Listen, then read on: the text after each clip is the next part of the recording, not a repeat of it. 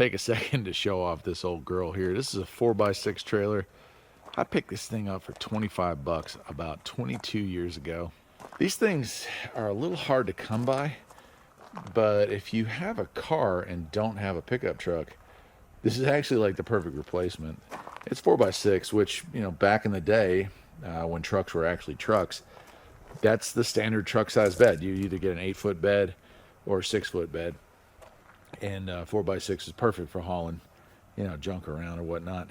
Now the front here slides up and out. That rear slides up and out. It just has standard tires on it, but you see his GMC hubcaps on there. This is just a 5-lug for a GMC. It's got diamond plate bottom here, and that was probably the only downfall. Is when I bought this thing, I should have drilled some holes in it.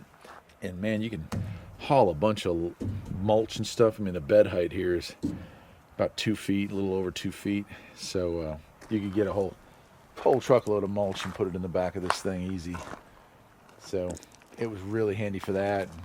I did used to pick up mowers with this thing, but you had to take the front out and let it sit over the front. And if it was anything over, you know, the smallest of decks, you had to pull the deck off. So, you know, it's 48 inches at most. I think it's 46 with the lumber in there. And so, you know, a 42-inch deck will fit, but nothing bigger.